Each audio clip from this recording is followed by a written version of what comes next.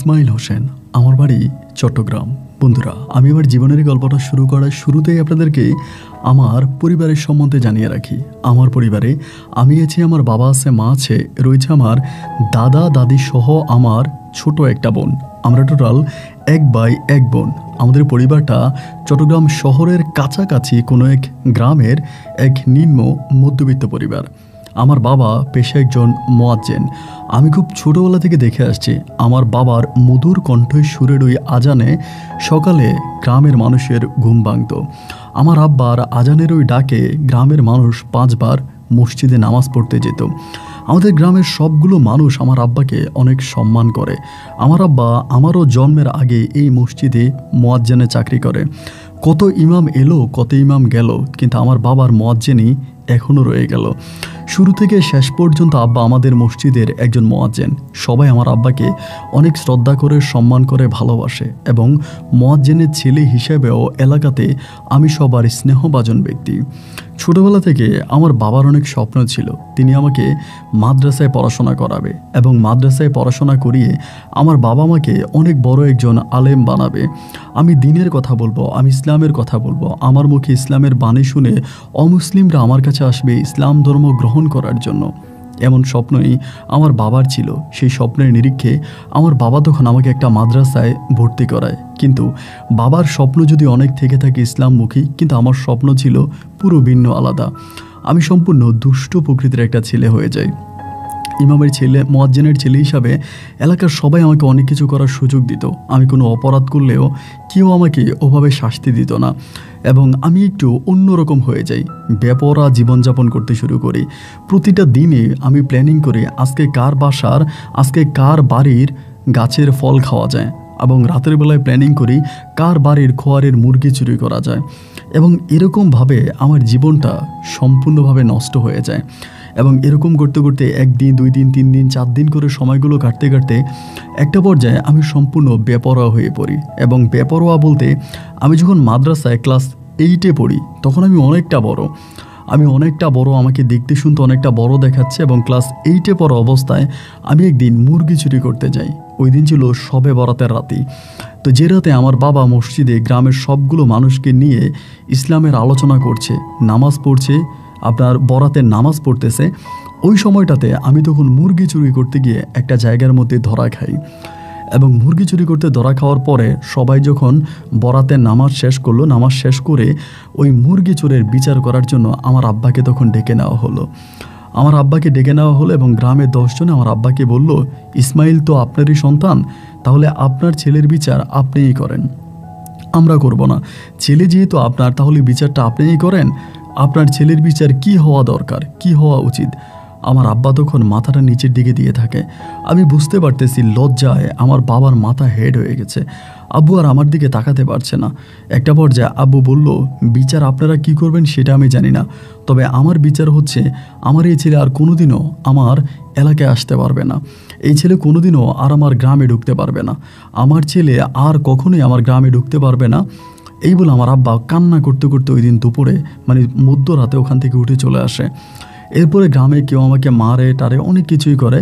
একটা পর্যায়ে আমাকে তখন বাড়িতে পাঠিয়ে দেওয়া হলো। রাতের বেলায় বাড়িতে আসছে পর আমার আব্বা আমার মাকে বলল, আমি সকালে সূর্য উঠে যেন না দেখি ইসমাইল আমার বাড়িতে আছে। যদি সকালে সূর্য উদয় হওয়ার পর আমি ইসমাইলকে আমার বাড়িতে দেখতে পাই, তাহলে একটা অঘটন ঘটে যাবে। আমার মাও তখন প্রায় অনেকটা ভয় পেয়ে যায় আমার বাবার কথায়। এরপরে আমার মা ফজরের আজান দেওয়ার আগে আমাকে আমার নানু বাড়িতে নিয়ে যায়। আমাদের গ্রামের মধ্যখানে একটা গ্রাম আছে, এরপর হচ্ছে আমার নানুর গ্রাম। অনেকটা দূর হেঁটে যখন ফজরের আজান দেয়, তখন আমি নানু বাড়িতে গিয়ে পৌঁছাই। ওই মুহূর্তে আমার মা আমার নানা নানিকে ডাক দেয়, তারা ঘুম থেকে উঠে এবং আমার মা বলে, আপনারা আপাতত ইসমাইলকে রাখেন, আমি পরে কথা বলবো। পরে নানি আমাকে খুবভাবে ধরে জিজ্ঞেস করে, ইসমাইল কী অঘটন ঘটাইছিস, তুই কী করছিস, যার জন্য এই ফজরের সময় তোর মা তোকে এই বাড়িতে দিয়ে গেল। পরে আমি নানুর কাছে সত্যতা স্বীকার করি। আমার নানি ওই দিন আমাকে অনেক বুঝায়, তুই কাজটা ভালো করিস নাই এবং এটা চরমভাবে অন্যায় করছিস। তোর আব্বা ওই গ্রামের একজন মুয়াজ্জিন এবং দীর্ঘ বছর ধরে তিনি ওই গ্রামের মুয়াজ্জিনে চাকরি করে। গ্রামের সব মানুষ তোর বাবাকে এতটা ভালোবাসে, কিন্তু সেই বাবার মান সম্মান মুহূর্তের মধ্যে তুই ধূলিসাৎ করে দিলি। তোর কি একটাবারও তোর বাবার কথা মনে হয়নি?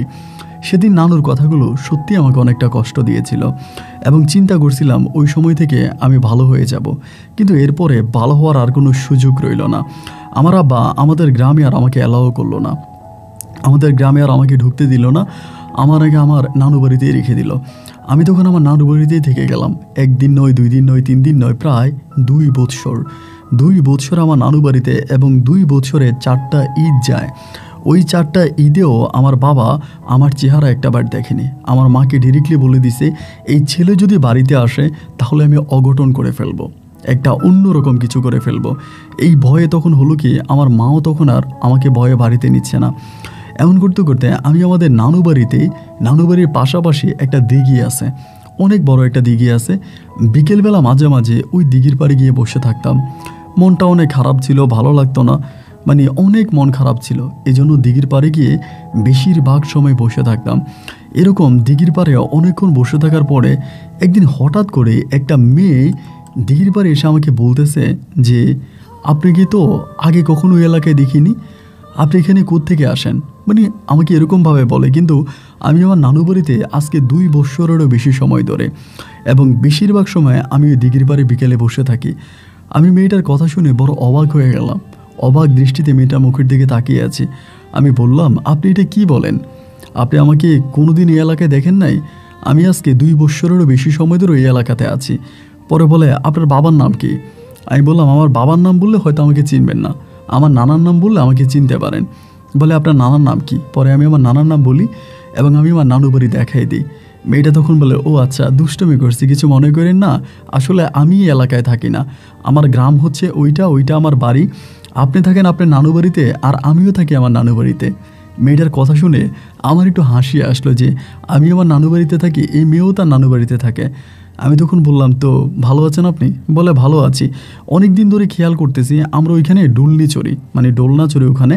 তো দোলনার মধ্যে বসে অনেক দিন দেখি যে এই দিঘির পাড়ে একটা কেউ বসে আছে, এবং প্রায় 1 ঘন্টা 2 ঘন্টা করে দিঘির পাড়ে বসে থাকে। আনমনা মনে এই কে আমার মনে অনেক কৌতূহল জাগলো, এবং যার জন্য আপনাকে ওখানে দেখতে আসলাম। আপনি রাগ করেন নাই তো? আমি বললাম, না, রাগ করি নাই। পরে বলো, আমি যদি মাঝে মাঝে এসে আপনার সাথে গল্প গুজব করি তাহলে কি আপনি রাগ করবেন? আমি বলি, না না না, রাগ করবো না, কিন্তু আপনি তো আপনার নানু বাড়িতে থাকেন, সো আপনি চলে যাবেন না? বলে, না, আমি আর আমার নানু বাড়িতে যাব না, আমি এখন থেকে বাড়িতেই থাকবো। আমি বললাম, বাহ, তাহলে তো আমাকে আমার বাড়িতে চলে যেতে হবে। মেয়েটা তখন হেসে দিয়ে বলল যে, না, আপনাকে আমার এলাকায় রাখবো। এরকম করে প্রথম দেখাতে মেয়েটা আমার সাথে অনেক ক্লোজ হয়ে গেল, অনেক কথাবার্তা বলল। এরপরে দেখা যায় যেদিনই আমি ওই পুকুর ঘাটে গিয়ে বসতাম, মেয়েটা ওই দিনে আসতো, মানে আমাকে দেখলে পরে বাড়ি থেকে আসতো, এসে আমার সাথে বসে বসে ওখানে অনেক গল্প করতো, কথাবার্তা বলতো। এইটা আসলে খুব নির্জন একটা জায়গা, ওই জায়গার মধ্যে সচরাচর মানুষরা খুব বেশি একটা আসে না। নিরিবিল নিচ্ছন্ন দিঘির পাড়ের ওই হিমেল বাতাসের মধ্যে আমি তখন বসে বসে ওই মেয়েটার সাথে অনেক গল্প গুজব করতাম। মেয়েটার নাম হচ্ছে কলি, ও ওই গ্রামেরই মেয়ে, এবং গ্রামের মেয়ে হলেও না, এই মেয়ের বাবা অনেক প্রতাপশালী, মেয়ের বাবার অনেক টাকা পয়সা আছে, অনেক নাম করে একজন মানুষ। এরকম করে 1 দিন 2 দিন 3 দিন 4 দিন মেয়েটা এখানে আসতো, আমি তার সাথে গল্প গুজব করতাম, কথাবার্তা বলতাম। এমন করতে করতে এক পর্যায়ে এই মেয়ের প্রতি আমার একটা ভালো লাগা কাজ করতে শুরু করে, এবং সেই ভালো লাগা থেকে মেয়েটার প্রতি আমার ভালোবাসা জমে যায়। কিন্তু মুখ থেকে আমি তাকে ভালোবাসার কথা বলি নাই। আমি জানি ও অনেক বিত্তশালী পরিবারের মেয়ে, ওকে ভালোবাসি বললে হয়তো ওর বাবার কাছে বলে দিবে, এবং বলে দিলে এর হয়তো বিপরীত আমার কাছে ঘটতে পারে। এবং এরকম করে আপনি শুনলে অবাক হয়ে যাবেন, প্রায় 1 বৎসরেরও বেশি সময় ধরে এই দিঘির পাড়ে মেয়ে আসতো, আমি মেয়ের সাথে গল্প করতাম, এবং বিকেলবেলা ওই মেয়েদের পাড়ার অন্য মেয়েদের সাথে বা অন্য পোলাপানদের সাথে আমরা তখন ওখানে ডাং খেলতাম, তারপরে বিভিন্ন ধরনের কানামাছি খেলতাম, অনেক খেলাধুলা করতাম মাঠের মধ্যে। কিন্তু এরপরেও এই মেয়েটাকে ভালো লাগলেও ভালোবাসার কথা আমার বলা হয়নি। এরপরে প্রায় 1.5 বৎসর হয়ে যায়। 1.5 বৎসরের মাথায় ও তখন আমাকে একদিন একটা গিফট দেয়। আমার জন্মদিন থাকে, আমার জন্ম তারিখ থাকে, তো আমাকে বলে, তোমার জন্মদিনে আমি তোমাকে একটা গিফট দিব, মানে একটা উপহার দিব। এটা বলার পরে ও আমার জন্মদিনে আমাকে একটা মোবাইল ফোন উপহার দেয়। মানে আপনি শুনলে অবাক হয়ে যাবেন যে ওই সময় একটা মোবাইল ফোন এইরকম একটা মানে এক্সপেন্সিভ একটা বিষয়, যে একটা মোবাইল ফোন থাকা মানে বিশাল কিছু। তখন আমি বললাম যে মোবাইল ফোন তো আমার স্বপ্ন, মানে আমার ড্রিম, আমি কোনোদিনও মোবাইল ফোন হাতে পাবো বা আমার কখনো মোবাইল ফোন হবে, এইটা আমার কোনো চিন্তা ভাবনার মধ্যেই ছিল না। কিন্তু এই মেয়েটা আমাকে একটা ফোন কিনে দেয়। ওই সময় একটা নর্মাল ফোনের দামও কিন্তু 15-16 হাজার টাকা। আর সেই সময় তো অ্যান্ড্রয়েড ফোন ছিল না, ক্যামেরা সিস্টেম ফোন ছিল না, সব ফোনই ছিল বাটনের মোবাইল। তো ওই একটা বাটনের মোবাইলের দাম ছিল এত, তাহলে আপনি বুঝতে পারেন। আর সেই সময় 50,000 টাকা দিয়ে 1 ঘন্টা জমি কিনা যেত। তো এই মেয়েটা আমাকে মোবাইল ফোন দিলে পর আমি খুব অবাক হয়ে যাই। ও আমাকে বলে, তুমি আমার খুব ভালো একটা ফ্রেন্ড, তোমার অনেক ভালো লাগে, এই জন্য আমি তোমাকে এটা দিলাম। আমি বললাম, তুমি এটা কোত্থেকে পাইছো? বলে, আমি টাকা জমিয়ে জমিয়ে আমার একটা বান্ধবীর বাবার কাছ থেকে কিনছি। আমি টাকা জমায় জমায় তারপরে কিনছি। আমাকে মোবাইল ফোনটা দিলে, এবং এই মোবাইল ফোনটা দেওয়ার পরে মেয়ের বাড়িতে আমার মোবাইল ফোন আছে, মেয়েদের ঘরে, এবং মেয়ের ঘরের ওই মোবাইল দিয়ে মেয়ে তখন আমার সাথে কথা বলতো। এবং আবার মেয়ের বাবা বিদেশে থাকে, ওর বাবা বিদেশ থাকতো, মানে বিদেশ যায়, পরে প্রথমত ছিল না, পরে বিদেশে চলে যায়। তাদের অনেক জায়গায় সম্পত্তি আছে, অনেক প্রতাপশালী মানুষ। পরে আমার সাথে মোবাইল ফোনে তখন এই কলির সাথে কথা হয়। 1 দিন 2 দিন 3 দিন 4 দিন কথা বলতে বলতে ওই মোবাইলে আমরা কখন জানি একজন আরেকজনকে ভালোবাসার কথা বলে ফেলি। এরকম করে দীর্ঘ বছর এই কলির সাথে আমার প্রেমের সম্পর্ক থাকে। মেয়েটা অনেক ছোট, একদম ছোট থেকে আমি তার সাথে ওই সম্পর্কে জড়িয়ে পড়ি। একটা পর্যায়ে কলি যখন জানতে পারে যে আমি প্রায় 4 বছর ধরে আমার বাবাকে দেখি না, এবং 4 বছর আমি আমার বাবার সাথে কথা বলি না, এবং বাবার সাথে আমার দেখা হয় না, কলি তখন খুব কষ্ট পায়। ও আমাকে বলে, বাবা যতই পাষাণ হোক, বাবা হয়তো রাগ করে আছে, কিন্তু তোমার উচিত তোমার বাবার ওই রাগটাকে ভাঙানো। তোমার উচিত তোমার বাবার কাছে গিয়ে তোমার বাবাকে জড়িয়ে ধরে তাকে কপালে চুমু দিয়ে তার কাছে কান্না করে বলা যে, বাবা আমি ভুল করে ফেলেছি। তুমি বিশ্বাস করো ইসমাইল, তুমি যদি তোমার বাবাকে জড়িয়ে ধরে কান্না করে তোমার আব্বার সাথে তুমি কথা বলো, তাহলে দেখবা তোমার আব্বার মনের সমস্ত রাগ না ঠান্ডা হয়ে যাবে। আমি বললাম, আমার বাবা খুব রাগী মনের একটা মানুষ, আমার আব্বার ভিতরে অনেক রাগ, এত সহজে আমার বাবাকে নত করা যাবে না।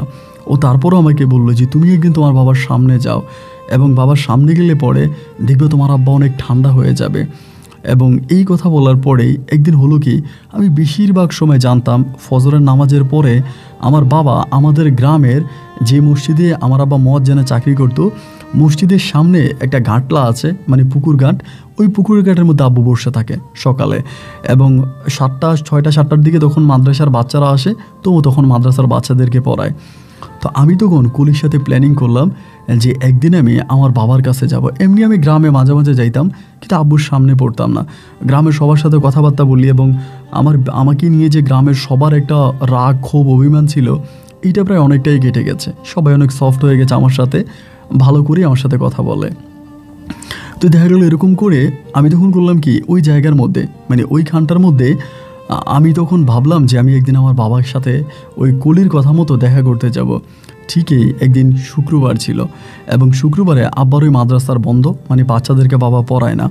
শুক্রবারে আমি তখন ফজরা আজান দিতে পরে মসজিদের সামনে গেছি, এবং যাওয়ার পরে ভাবতেছি মসজিদে গিয়ে ফজরের নামাজটা পড়ব, কিন্তু ভয়ে আমি আর মসজিদের মধ্যে ঢুকে নেই। মসজিদের ডান পাশে একটা বিলের মতো জায়গা আছে, এক কথায় বলতে গেলে এটা একটা কবরস্থান। আমি ওই কবরস্থানের মধ্যে বসে আছি। আমার বাবা কখন মসজিদ থেকে বের হয়, এবং বের হওয়ার পরে ওই পুকুর ঘাটে গিয়ে বসে। বাবা যখন পুকুর ঘাটে গিয়ে বসবে, আমি তখন বাবার কাছে যাব, এরকম একটা পরিকল্পনাই তখন করতেছিলাম। এইভাবেই তখন সময়টা কাটতেছে, এবং একটা পর্যায়ে দেখা গেল আমার আব্বার নামাজ শেষ হলো, এবং সমস্ত মুসল্লিরা দোয়া কেরাত পড়তে পড়তে নিজ বাড়ির দিকে যাচ্ছে। পূবের আকাশটা একটু একটু করে আলোকিত হচ্ছে। ওই সময়টাতে আমার বাবা তখন মসজিদের সামনে যে পুকুর আছে, পুকুরের গাটলায় গিয়ে বসলো, এবং পুকুরের গাটলায় গিয়ে বসার পরে আমি তখন আস্তে আস্তে করে পিছন থেকে বাবার কাছে যাচ্ছিলাম, এবং বাবার কাছে গিয়ে একটা পর্যায়ে আমি আমার বাবাকে পিছন থেকে জড়িয়ে ধরি, এবং বাবাকে যখন পিছন থেকে জড়িয়ে ধরি, আমার আব্বা তখন এইভাবে ফিরে আমার মুখের দিকে তাকালো। বিশ্বাস করেন, বাবা আমার মুখের দিকে তাকিয়ে বাবা চোখের পানি ফেলে দিল। বাবা একরকম কান্না করে দিল। আমি ভেবেছিলাম বাবা আমাকে দেখলে রাগ করবে। আজকে 4 বছর পরে আমার বাপ ছেলের দেখা হলো। এর আগেও যদি বাবাকে আমি গোপনে গোপনে দেখেছিলাম, ঘরে আসলে এখানে সেখানে থেকে গোপনে গোপনে দেখতাম, কিন্তু কখনো বাবার সামনে যাইতাম না। আজকে 4 বছর পরে বাবাকে জড়িয়ে ধরে পিছন থেকে যখন বাবা বলে ডাক দিলাম, আমার বাবা আমার দিকে তাকিয়ে চোখের পানি ফেলে দিল, আমাকে বুকে জড়িয়ে ধরে ছোট বাচ্চার মতো হাউমাউ করে কান্না করতে শুরু করলো। আমি বাবারে বললাম, ও বাবা, আমি অন্যায় করে ফেলেছি, আমি তো তোমারই সন্তান, তুমি যদি আমায় ক্ষমা না করো তো আমি কার কাছে যাব বলো?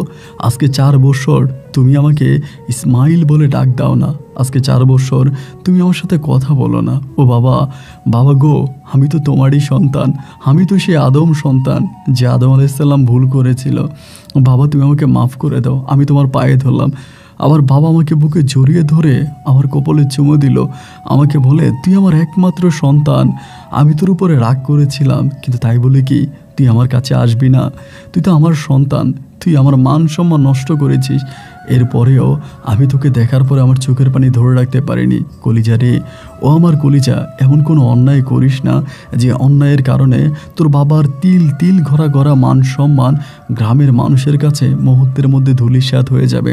আমার বাবা আমার কপালে চুমো দিয়ে বলল, বাড়ি যা, আজ বাপ বেটা একসাথে দুপুরে খাবো। বাড়িতে গিয়ে তোর মাকে বলবি বড় রাতাটা জবাই করে দেওয়ার জন্য। তোর মারে যেয়ে বলবি ঢিঙ্গির রাতাটা যাতে জবাই দিয়ে দেয়, বাপ বেটা একসাথে মিলা ভাত খাবো। বাড়িতে গেলাম এবং বাড়িতে যাওয়ার পরে মারে এটা বলার পরে দেখলাম খুশিতেই মায়ের চোখে জল চলে আসলো। মা আমার দিকে তাকিয়ে বলল, এটা তুই খুব ভালো কাজ করেছিস। এরপরে মা আমার ছোট বোনকে দিয়ে মুরগি ধরাইলো, ঢেঙ্গি মুরগিটা জবাই দিল। ঢেঙ্গি মুরগিটা জবাই দেওয়ার পরে বাবা আর আমি দুপুরে একসাথে ভাত খাইলাম। আজ বহু বছর পরে বাবার সাথে একসাথে ভাত খেতে পারলাম। মনটা তখন আনন্দে ভরে গেল। বাবার মুখের দিকে তাকিয়ে আছি, আমার বাবার ওই মুখটা আমার কাছে মনে হয় যেন পৃথিবীর শ্রেষ্ঠ সুন্দর একটা মুখ। এমন সুন্দর মুখ আমি আমার জীবনেও দেখি নাই। বাবা আমাকে বলল, ইসমাইল এখন থেকে আর তোর নানু বাড়ি যাবি না, তুই বাড়িতেই থাকবি, নানু বাড়ি যাওয়ার দরকার নেই। আমার মা তখন বলে, আবার ওই গ্রামে থাকলে কোনো একটা অঘটন ঘটায় বসবে। আমার বাবা তখন বলে, আমার ছেলে আর কোনো অঘটন ঘটাবে না, আমার ছেলে ভালো হয়ে গেছে। এবং এরপর থেকে আমি বাড়িতে থাকতে শুরু করলাম। বাবা মা আর বোনের দাদি, তখন আমার দাদা আছে, বাট দাদা অনেকটা অসুস্থ হয়ে গেছে। দাদা আমার আরেক জেঠু আছে, জেঠুর বাড়িতে থাকতো, আর দাদি আমাদের সাথে থাকতো। তখন এদের ভালোবাসে আমি তখন এই বাড়িতেই থেকে গেলাম। আর মোবাইল ফোনে কলির সাথে কথা বলছিলাম। এবং কলি যখন জানতে পারলো আমার বাবা আমাকে বুকে জড়িয়ে নিয়েছে, আমাকে আদর করেছে, বাবা আমাকে ক্ষমা করে দিয়েছে, কলিও না তখন মনের অজান্তেই কান্না করে দিল। কলির সাথে মোবাইল ফোনে কথা হতো, মাঝে মাঝে ওর সাথে আমার দেখা হতো। এরকম করে আমাদের প্রেমটা তখন সামনের দিকে অতিবাহিত হচ্ছিল। এই করতে করতে আমার মা তখন বাবারে বলল, ইসমাইল রে একটা লাইন করে দেন, ইসমাইলের তো অনেক বয়স হয়েছে, এখন একটা ব্যবস্থা করে দেন। আমার আব্বা তখন বলল, আমি সারা জীবন মসজিদে মুয়াজ্জিনে চাকরি করেছি, আমার তো কোনো জমানো টাকা নাই, আমার জমানো কোনো টাকা নাই, আমি কোত্থেকে টাকা পাবো বলো? আমার মা তখন বলল, আমি কিছু টাকা আমার বাপের বাড়ি থেকে জোগাড় করি, আর বাকি টাকা আপনি গ্রামের মানুষের কাছ থেকে ধার নেন, আমরা ধার কর্য করে ইসমাইলকে বিদেশ পাঠাই দিই। ইসমাইল যখন বিদেশ যাবে এবং বিদেশ যাওয়ার পরে ইসমাইল সমস্ত ঋণ পরিশোধ করে দিবে।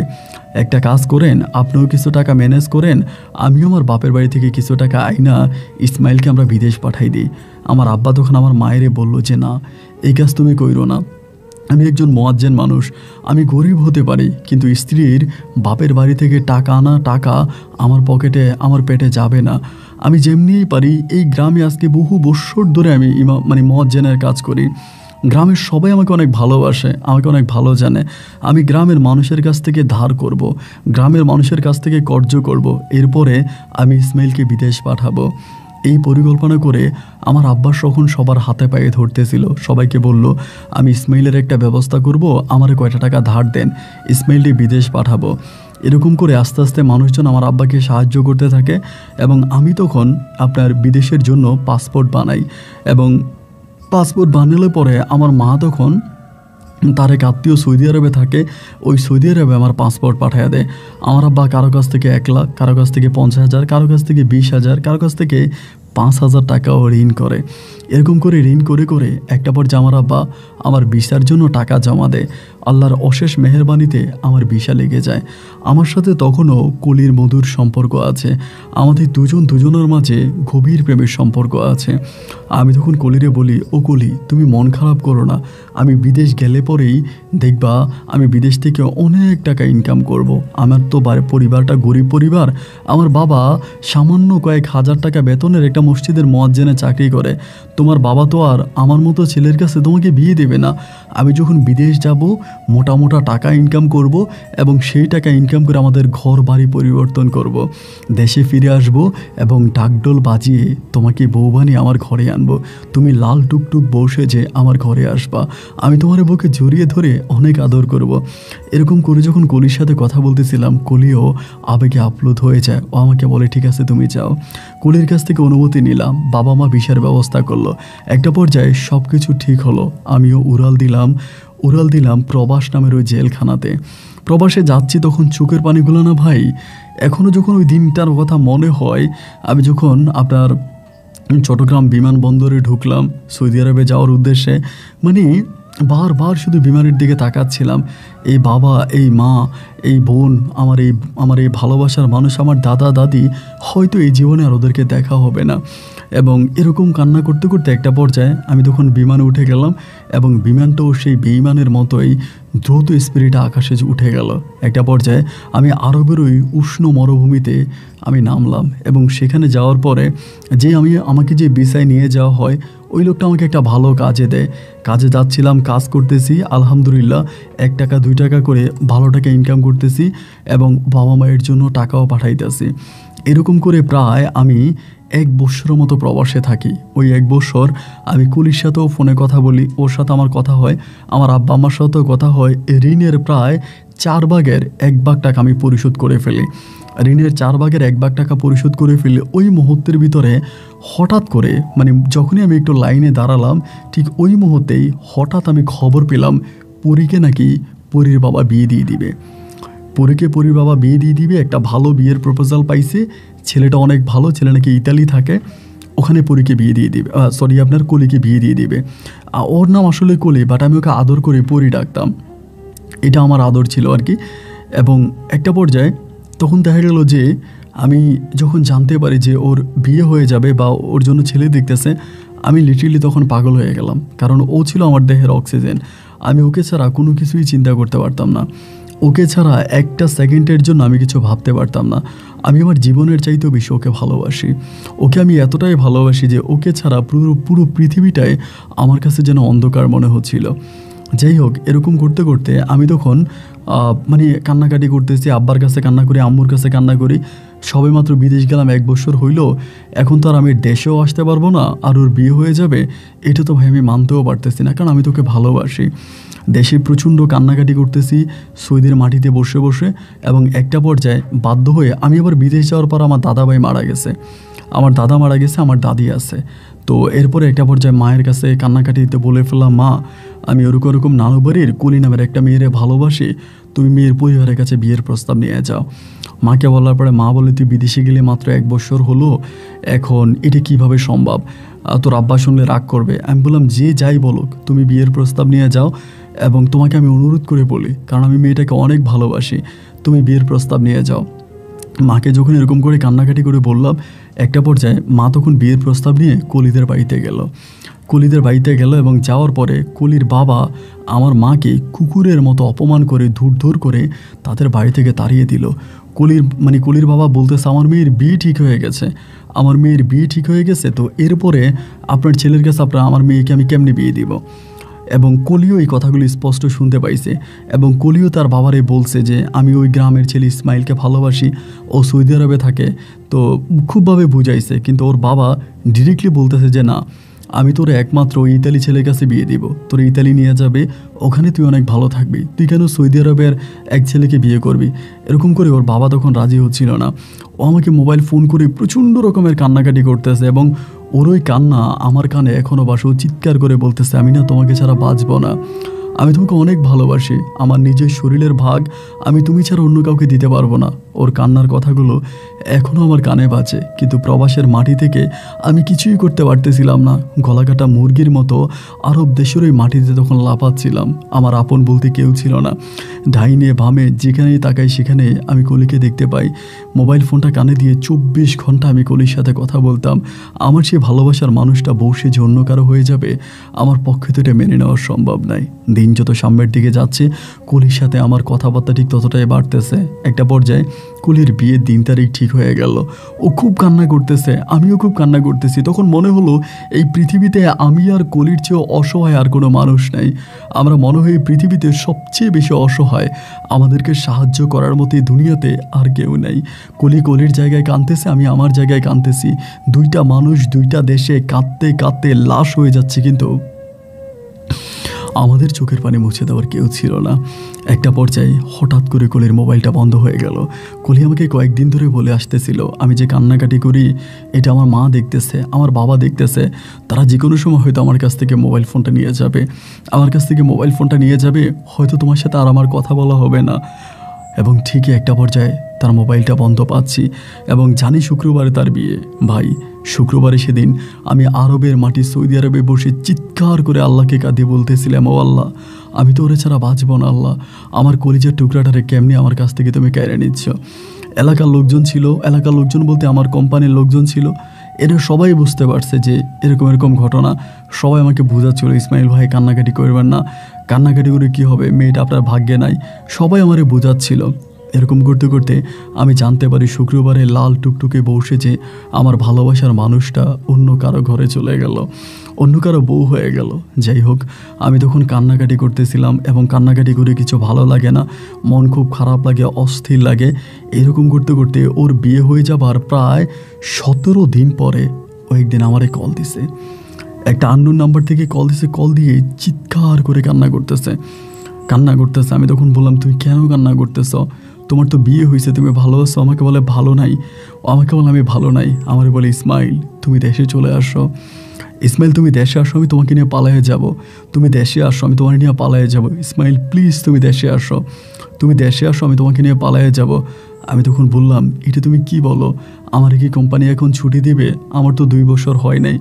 আমারে বলে, দেখো আমার কাছে অনেক গয়নাগাটি আছে, আমার কাছে লক্ষ লক্ষ টাকা আছে, আমার বিয়ের গয়নাগুলো সব আমার কাছে বিয়ের গয়নায় প্রায় 10 লাখ টাকার গয়না হবে। তুমি চলে আসো, আমি এই গয়নাগাটিগুলো নিয়ে তোমার সাথে পালায়ে যাব। আমরা দূরে কোথাও গিয়ে একটা ছোট্ট সুখের ভালোবাসার ঘর বাঁধবো। তুমি আমি মিলে এই পৃথিবীতে অনেক ভালো থাকবো। আমরা একটা ভালোবাসার রাজ্য তৈরি করব। তুমি চলে আসো ইসমাইল। এরকম করে করে ও কান্না করতেছে। আমি তখন বললাম, তুমি কান্না করো না, তুমি মন খারাপ করো না, আমি যাব, আমি আমার ভালোবাসার মানুষটাকে আনার জন্য আমি অবশ্যই যাব। তুমি এরকম করো না, তুমি একটু ধৈর্য ধারণ করো। আমি নিজেও ভাই কোনো কাজ করতে পারতেছিলাম না, সারাক্ষণে কান্নাকাটি করি। তো রুমের মধ্যে যারা ছিল তারা সবাই তো আমার বয়সী, মানে ইয়াং ছেলে ফেলে। তো সবাইরে তখন বলি যে এই ঘটনা। সবাই বলে, ইসমাইল ভাই, ভালোবাসার মানুষরে পাওয়া ভাগ্যের বিষয়। এই দুনিয়াতে প্রায় অনেকেই ভালোবাসতে পারে, কিন্তু ভালোবাসার মানুষকে নিয়ে সুখে শান্তিতে কয়জন বা সংসার বাঁধতে পারে? আপনি অনেক লাকি, আপনি অনেক ভাগ্যবান। আপনার ভালোবাসার মানুষটা আপনাকে ভালোবাসে। আপনি একটা কাজ করেন, আপনি দেশে চলে যান। সবাই বোঝাচ্ছে। আমি তখন বললাম, ভাই দেশে যে চলে যাব, এরকম ঋণ করে আসছে, এখনও তো ঋণের টাকা পরিশোধ করতে পারি নাই। আমার সবাই বলতেছে, ঋণের টাকা পরিশোধ করতে পারেন নাই, এখন ঋণ পরিশোধ করতে গেলে তো ভালোবাসার মানুষরা হারাবেন। আর আরেক কথা, আপনার ভালোবাসার মানুষ তো বললেই তার কাছে 10 লাখ টাকার গয়না আছে, তার কাছ থেকে গয়নাগাটিগুলো দিয়ে আপনি ঋণ পরিশোধ করে দিবেন। আমি তখন কলিরে বললাম, কলি তাহলে কি আমি চলে আসবো? আমি যদি চলে আসি আমাকে একবারে চলে আসতে হবে, কোম্পানি ছুটি দেবে না, হয়তো আমি ক্যান্সেলে চলে আসতে পারি। কলি আমাকে বলি, প্লিজ তুমি ক্যান্সেলে চলে আসো, না হলে আমি আত্মহত্যা করব, আমি মারা যাব, আমি নিজের জীবন নিজে দিয়ে দিব, তুমি চলে আসো।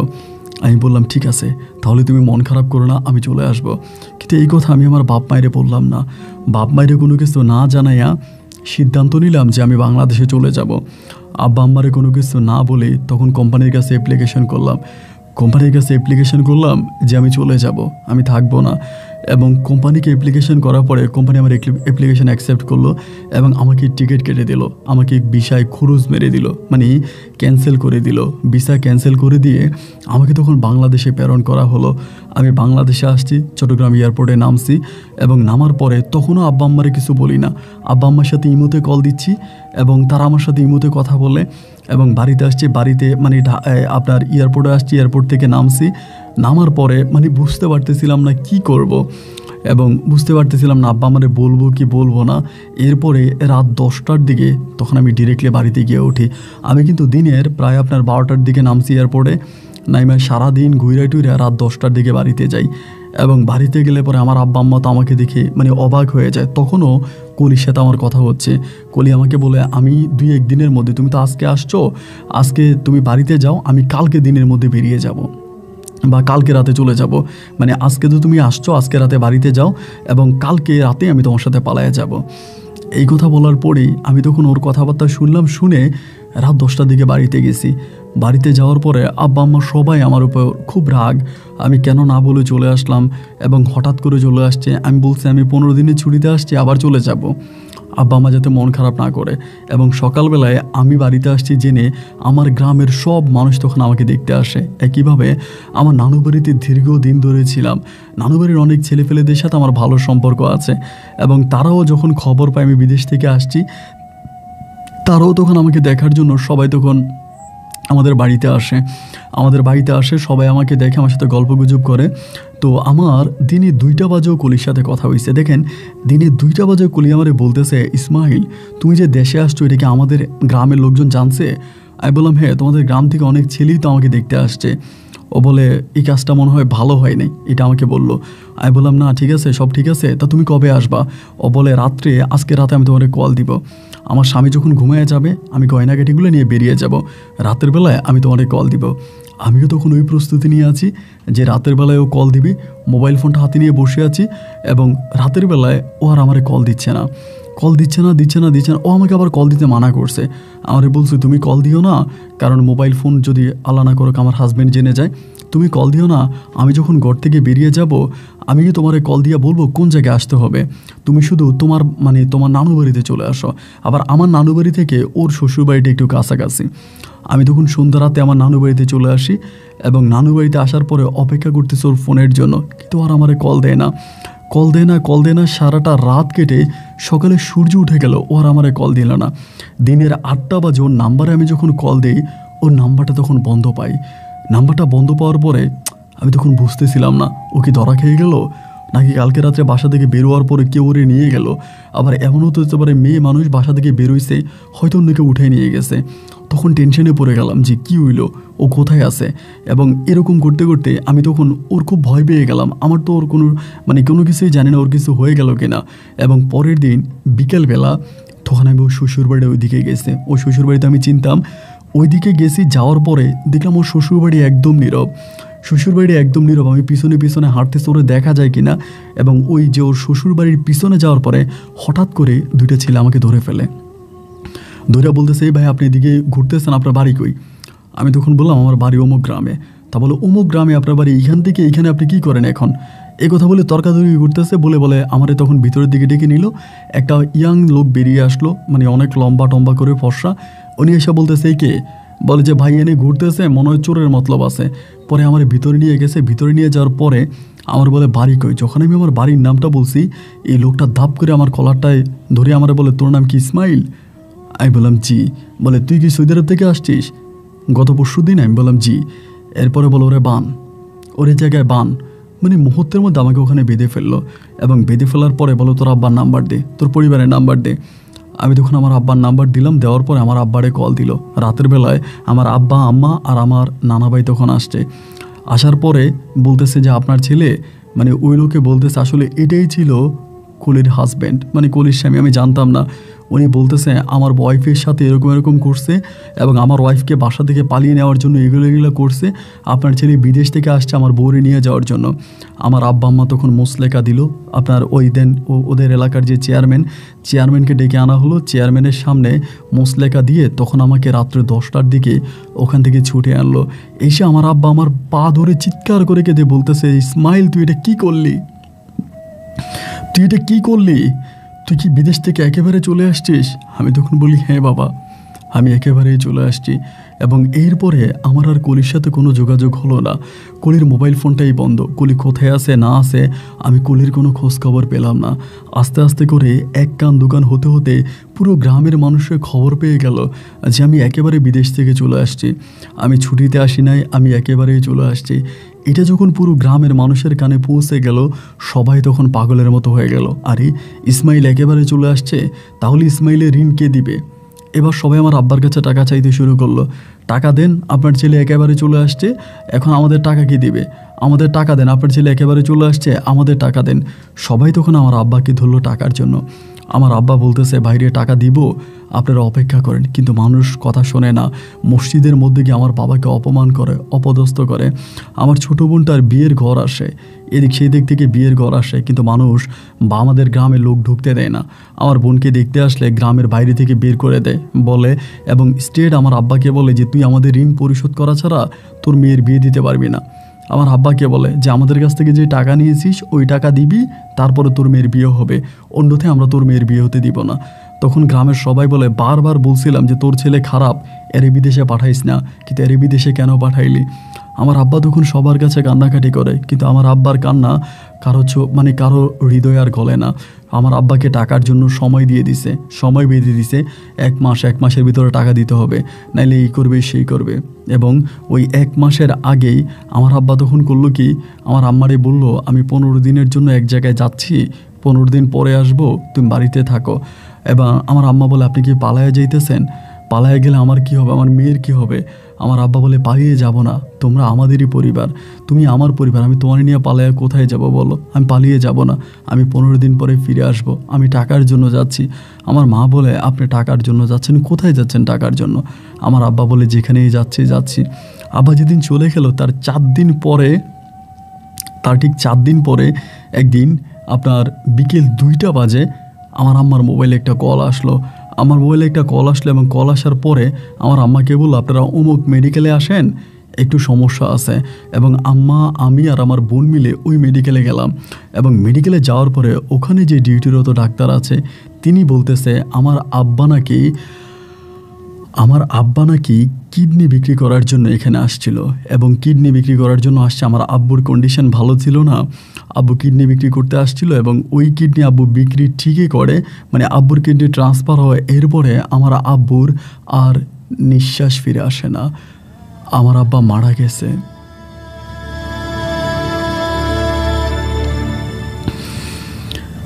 ওই লোকটা তখন বলল উনি কিডনি বিক্রি করতে আসছে, অনেক দিন ধরে আমাদের কাছে আসতেছে, এবং আপনাদের এলাকার একটা মেম্বারের নাম বললো যে ওনার রেফারেন্সে আমরা তখন ওনার কিডনি নেই, ওনার কিডনি নিতে আমরা সক্ষম হই, এবং সেখানে উনি বলেছে উনি যদি মারাও যায় যাতে এই নাম্বারে কল করে আপনাদেরকে টাকাটা দিয়ে দিই। 4 লক্ষ টাকায় আমার আব্বা তার কিডনি বিক্রি করে। আব্বুর মৃত্যুর পরে 4 লক্ষ টাকা আমার আম্মার হাতে তুলে দেয়।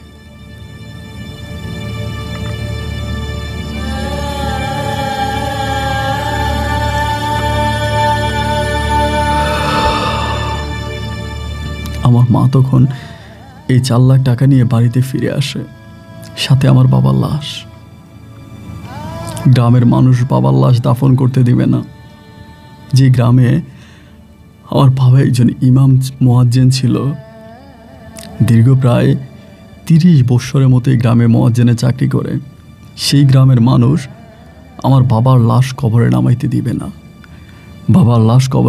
দিবে না। গ্রামের মানুষের ঋণ পরিশোধ করতে হবে, এরপরে বাবার লাশ কবরে নামবে।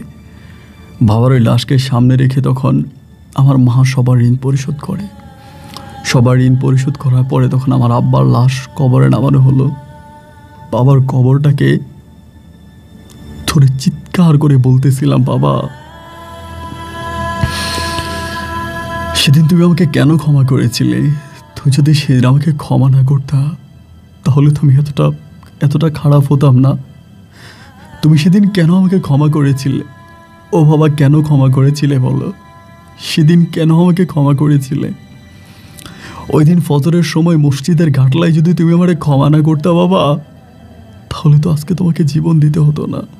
বাবা তুমি ফিরে আসো, তুমি একবার ফিরে এসে দেখো কত বদলে গেছে তোমার ছেলে ইসমাইল, আর কখন এরকম করবে না। বাবা ফিরে আসো। যেটা আমার বাবার ফিরল না। আমি বাবার কবরে বসে বসে কান্না করি, এরকম করে 1 দিন 2 দিন 3 দিন 4 দিন কাটতেছে। বোবা হয়ে গেছিলাম। বোনটার বিয়ের ঘর আসতেছে, বোনটারেও বিয়ে দিতে পারতেছি না। একটা পর্যায়ে গ্রামের মানুষের সহযোগিতায় গ্রামের মানুষ 1 টাকা 2 টাকা করে টাকা দেয়, এবং তখন আমার বোনটার বিয়ে হয়। আমার বোনটার বিয়ে হয়ে যাওয়ার পরে আমি বেশিরভাগ বাড়িতে বসে থাকতাম এবং তখন জীবনের গল্পের লাভগুলোর একটা অনুষ্ঠান হতো রেডিও টুডেতে, আপনার রেডিও টুডেতে হইতো আপনার চিটংয়ে। তখন আমি ওই লাভগুরুর সাথে যোগাযোগ করে আমি বলি যে আমার গল্পটা আমি বলতে চাই। পরে একদিন তিনি আমাকে তার অনুষ্ঠানে নিয়ে যায়, স্টুডিওতে নিয়ে যায় এবং সেখানে নিলে পরে আমার জীবনে ঘটে যাওয়া এই ঘটনাটা, আমি পুরোটা ঘটনা ওখানে বলি। এবং তখন তো আসলে ভাই ইন্টারনেট অত ভালো ছিল না, বেশিরভাগই হচ্ছে আপনার সবাই রেডিওই শুনতো। রেডিওর মধ্যে গল্পটা বলার পরে এক লোক, জামশেদ খান নামের এক লোক, তখন মানে গল্পটা বলার কিছুদিন পরে আমার সাথে দেখা করতে চায় এবং রেডিওর অনুষ্ঠানে আমি আবারও যাই। পরে লোকটা আমার সাথে দেখা করে, জামশেদ খান, বাড়ি চিটংয়েই ছিল উনি, ওখানকার মোটামুটি অনেকটা প্রতাপশালী লোক, টাকা পয়সাওয়ালা লোক।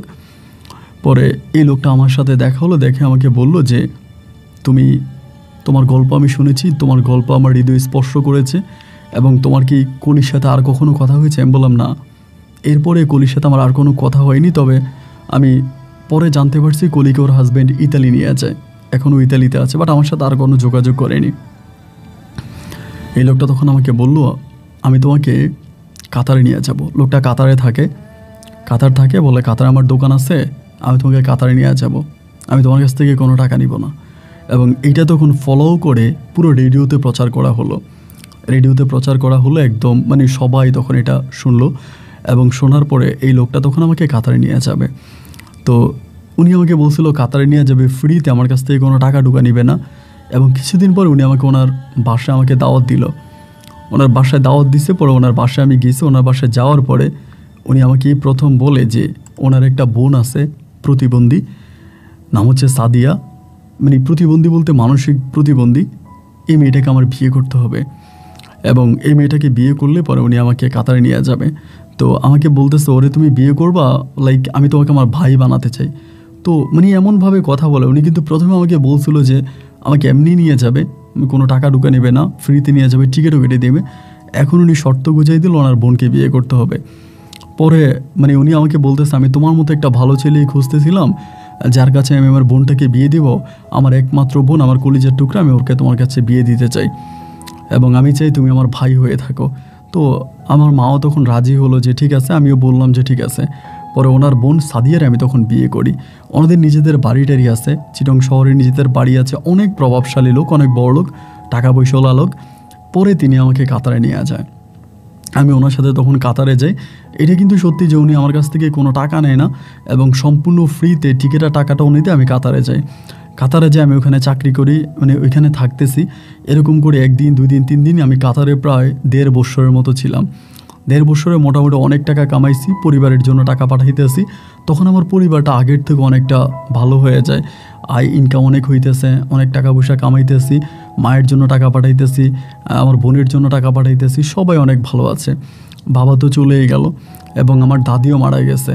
পরে এরকম করে থাকতে থাকতে প্রায় 1.5 বছরের মাথায়, চট্টগ্রামে 1.5 বছরের মাথায় হঠাৎ করে ওনার বোন সাদিয়া মারা যায়, আমার সেকেন্ড ওয়াইফ মারা যায় হঠাৎ করে, মানে কোনো কারণ ছাড়াই মেয়েটা হঠাৎ করে মারা যায় রাতের বেলায়।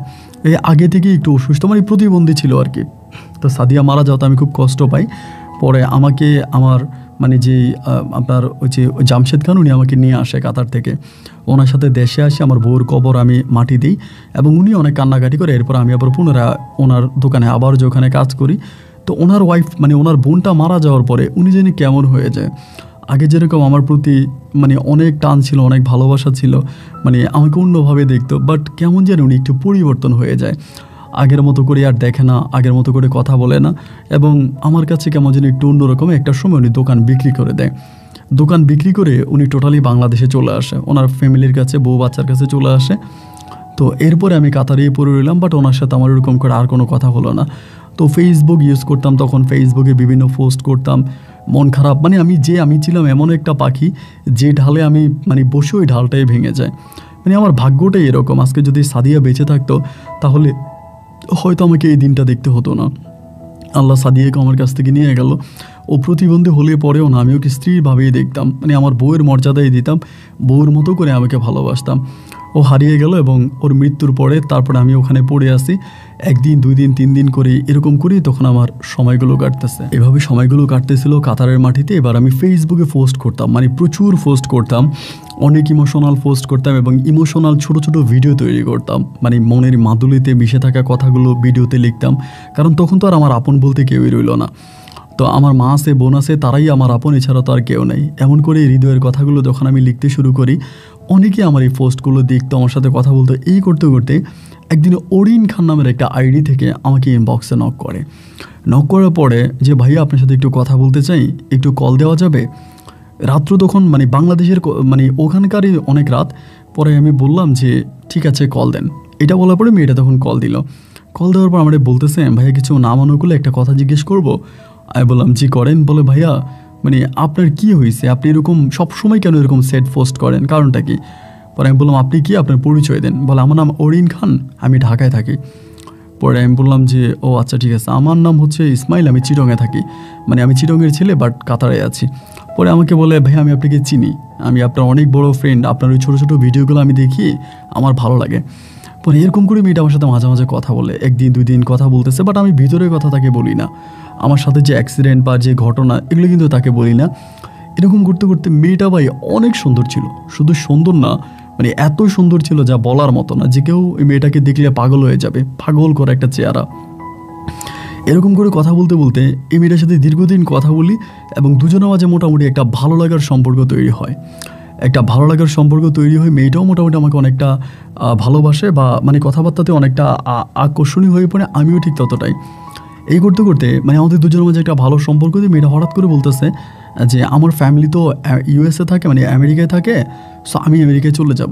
মেয়েটা আমাকে বলতেছে আমি তো আমেরিকায় চলে যাব, এখন আমার তো লিটারেলি হচ্ছে তোমার সাথে আর কথা হবে, বাট আমি ইউএসএ চলে যাব, এটা আমাকে বলে। তো মেসেঞ্জারে কথা হতো এবং ওই ইউএসএ চলে যাবে, তখন কিন্তু আমাদের দুজনের মাঝে মোটামুটি একটা ভালো লাগার সম্পর্ক শুরু হয়েছে। বাট আমি আমার মানে প্রথম যেই স্টেপগুলো এগুলো কিছুই তার কাছে বলি নাই। আমি বলছি আমার এরকম করে পোস্ট করতে ভালো লাগে, ইমোশনাল পোস্ট আমার ভালো লাগে, এই জন্য করি, বাট আমার ওরকম না, মানে আমি ওভাবেই বিষয়গুলো স্কিপ করে গেলাম তার কাছে। আমি বলছি আমার বাবা মারা গেছে, মা আছে, বোন আছে, মানে আমার লাইফে যে একটা বিয়ে হয়েছে, একটা রিলেশন হয়েছে, ওই কাহিনি টাহিনিগুলো বলি নাই। পরে মেয়েটার সাথে ভালো লাগার সম্পর্ক হলো, একটা সময় মেয়েটা তখন আপনার ইউএসএ চলে গেল, তার ফ্যামিলির কাছে চলে গেল এবং ওইখানে গিয়ে সে তখন ওখানে একটা জবে জয়েন করলো। করার পরে ও আমারে বলতেছে যে আমি তোমাকে আমার কাছে নিয়ে আসবো, তুমি তোমার ডকুমেন্টগুলো পাঠাও, আমি তোমাকে আমেরিকাতে নিয়ে আসবো, আমি তোমাকে বিয়ে করব, মানে আমাদের তখন রিলেশনে চলে গেছে আর কি। পরে আমি চিন্তা করলাম যে ঠিক আছে ফাইন, পরে আমি ডকুমেন্ট পাঠাবো। এখন আমি আমার ডকুমেন্ট সব কিছু পাঠাবো, ওখানে এনওসি বলতে একটা অপশন আছে, নো অবজেকশন লেটার যেটাকে বলে। এটা হচ্ছে আমি যে কোম্পানিতে কাজ করি ওই কোম্পানি থেকে দেওয়া হবে, এটা নো অবজেকশন লেটার, যে আমার এই লেটারটা যদি আমাকে দেওয়া হয় তাহলে আমি ইউএসএ যেতে পারবো। এখন এই নো অবজেকশনের লেটারটা মানে এনওসিটা আমার কোম্পানি আমাকে দিচ্ছে না। যতভাবেই এনওসির জন্য চেষ্টা করি, কোম্পানি বলে যে না, কোম্পানি কোনো লোককে এনওসি দেয় না, মানে এনওসি দেওয়ার সিস্টেম নাই কোম্পানি থেকে, মানে ওই দোকান থেকে আর কি এনওসি দেবে না। পরে অনেক চেষ্টা করে আমি তখন আর এনওসি পেলাম না। ওই সময় আর জামশেদ খানের সাথে আমার কথা হয় না, মানে আমার ওই সম্বন্ধীর সাথে, সাদিয়ার ইয়ের সাথে আমার আর কথা হয় না। সাদিয়ার বাবা নাই, মা আছে, মার সাথেও আমার আর কথা হয় না, মানে ও মারা যাওয়ার পর ওদের সাথে পুরো সম্পর্কই ক্লোজ। এরপরে যেটা হইলো, ও আমারে বলে একটা কাজ করো, তোমাকে যদি কোম্পানি এনওসি না দেয় তুমি তো আর আসতে পারবো না, তুমি দেশে চলে যাও, তুমি দেশে যাও, ক্যান্সেলে চলে যাও, দেশে ক্যান্সেলে গেলে আমি তোমাকে নিয়ে আসবো। তো আমি বললাম যে ওকে ফাইন, ঠিক আছে, তাহলে আমি দেশে ক্যান্সেলে চলে যাই। পরে কী করলাম, আমি দেশে এলে এই ওর কথা মতো আমি তখন কাতার থেকে ক্যান্সেলে দেশে চলে গেলাম। এবং দেশে যাওয়ার পর আমার আম্মা তখন আমাকে বিয়ে করাবে, খুব পাগলামি করতেছে। আমি তো আর আম্মারে বলি না যে আমার ইউএসের এক মেয়ের সাথে সম্পর্ক আছে, আমি এখন বিয়ে করবো না, মানে আম্মাকে আমি এটা বলি না, বাট আমি ঘুরাইতেছি একটা পর যা আম্মারে বলতে বাধ্য হয়েছি। পরে আম্মা আমার বলে এটা ভালো না, আমেরিকার মেয়ে ভালো না, খারাপ, কেমন মেয়ে বিয়ে করবি, মেয়ে যদি এটা হয়, মানে মার মতো করে, গ্রামের মানুষ তো, উনি আমাকে অনেক কিছুই বললো। যাই হোক, একটা পর্যায়ে আমি মাকেও পরিপূর্ণভাবে ম্যানেজ করে ফেললাম, সব কিছু ঠিকঠাক মতোই চলতেছিল। এদিক দিয়ে ওর সাথে কথা হচ্ছে, ওই তখন ও একটা জব করতো। পরে আমার ডকুমেন্টগুলো দিল, দেওয়ার পরে আমারে বললো যে দেখো তুমি তো সবই পাঠাইছো, এখন মেনলি বিষয় হচ্ছে আমি তোমাকে মানে এখানে আনতে হলে একে আমার হাজব্যান্ড হিসেবে আনতে পারবো, আমি তোমাকে আমার হাজব্যান্ড ব্যতীত তোমাকে এখানে আনতে পারবো না, সো আমি তোমাকে আনতে হলে তোমার কাছে যেতে হবে, তোমাকে বিয়ে করতে হবে, এবং বিয়ের ছবি টবি সব কিছু দিলে আমি তোমাকে হাজব্যান্ড হিসেবে নিয়ে আসবো। তো আমি বললাম যে হ্যাঁ নিলে তো এভাবেই নিতে হবে। তো তখন রিলেশনে পড়ে যাই প্রায়